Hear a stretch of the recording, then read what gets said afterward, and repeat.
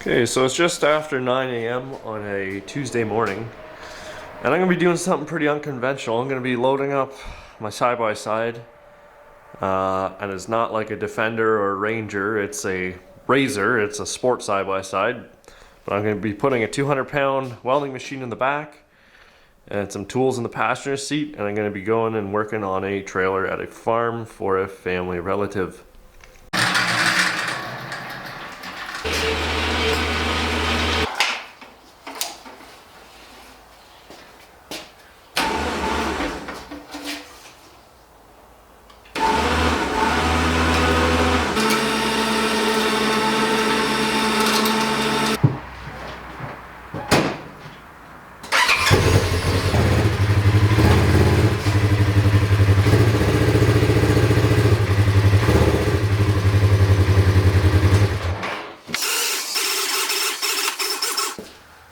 So some people are probably wondering why I'm taking this little thermal arc Scout instead of the Ranger 305G. That is because I can't tow that. It doesn't fit in the back of the side-by-side.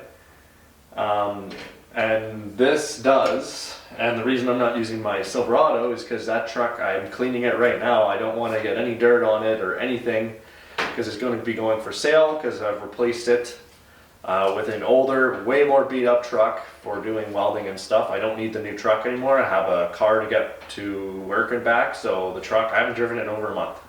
It's going.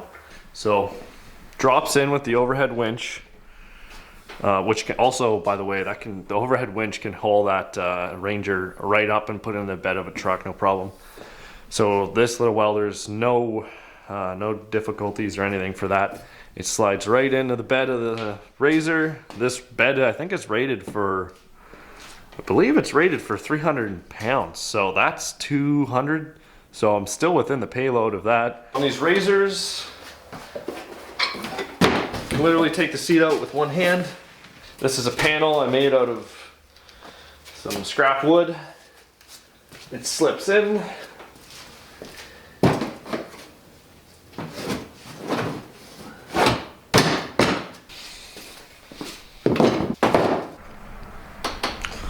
Okay, we're all loaded up. Let's get out of here.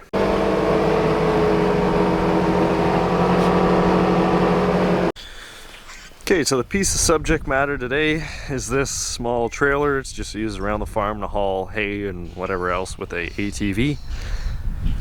So what happened, get to this after. So the axle, the spindle on the axle there, the bearing, disintegrated over time, and they kept using it because, it's a farm, you don't really do preventative maintenance. So they kept using it. The wheel has been constantly going around that thing with no bearing. They brought the old pieces of the bearing in. They could not get a match for the size or whatever from the supplier. It doesn't really matter. I'm pretty sure that spindle is worn down anyway because the wheel was like, wobbling all over the place. So even if you put a bearing on there, it's probably going to fall apart again. So I'm going to be cutting that spindle off and replacing it with a spindle off of this axle. I don't like buying stuff brand new, and neither does the guy that owns this. So I got this for free in a deal. So I am going to cut the spindle off of this axle, weld it on there, put the wheel back on, it'll be good to go, and then we'll have a second one for if this one ever goes out. We'll see. Now a lot of people are probably wondering why I don't just put that axle on this trailer. Well, it's too short, so I'd have to chop it in the middle, put a spacer, and then weld it back together. That's actually what this one here is, as you can see. And the other reason I'm not doing a whole new axle is, once again, these are different lug pattern, so it need new wheels and tires, use a different set at least that fit the new axle, and it needs hardware. So the hardware for a new axle is like, after tax, like $40. The axle itself is going to be 100 and something. New wheels and tires. If you got it all brand new, you're looking at over $600. Now this trailer, I can go on Facebook Marketplace and buy another one for $500. So why am I going to put all brand new stuff on a trailer when I can just go pick another one up for 500 bucks? That is something people do not understand in the comments. You know, my last video, they're complaining that I didn't do a full frame brace on that trailer I repaired.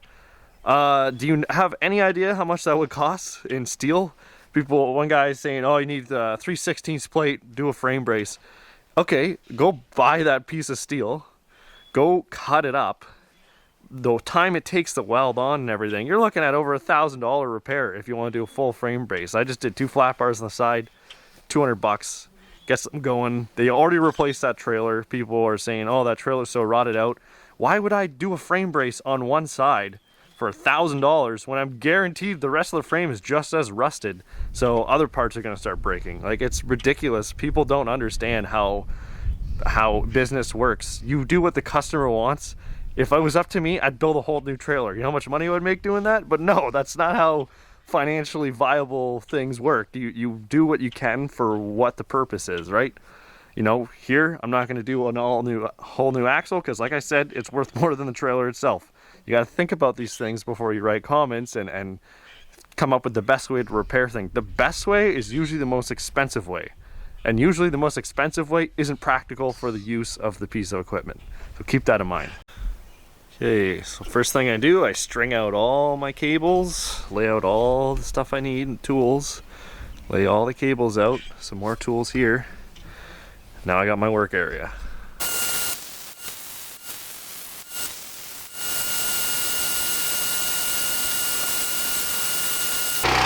All right, so hey Dex.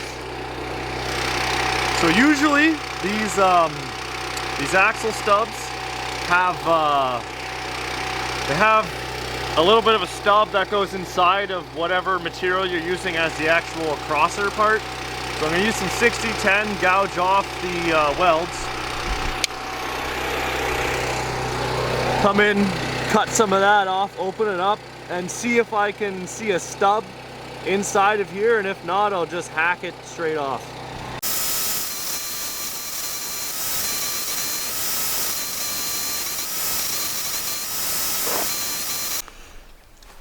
Okay, so I forgot to take the hub off before I started welding, but there's lots of grease left in there still. Didn't get too hot, so I popped that off.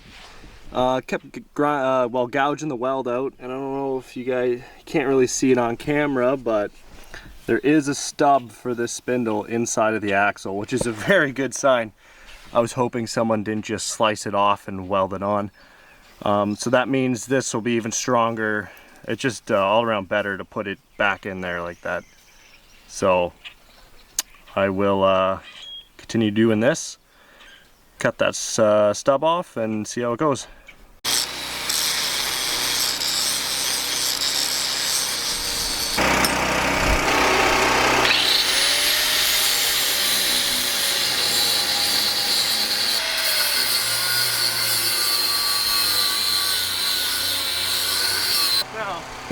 Oh yeah.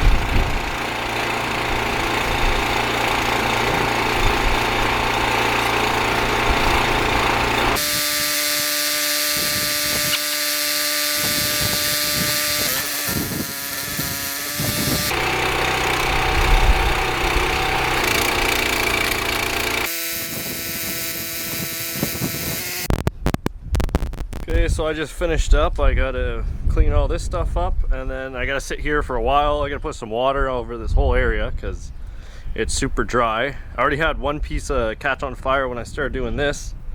Little piece of wood, I threw it over there. And then that rag I put over the threads to make sure no spatter stuck to them. It must have been used to soak up some gas because that just combusted.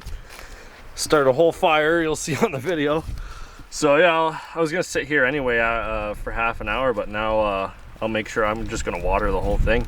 It's all welded on, not the prettiest welds on it. I know, hard to see, they're all full of smoke right now, but it's on there. I had to weld the root with 6010, which I do not like doing, but that tube is so pitted.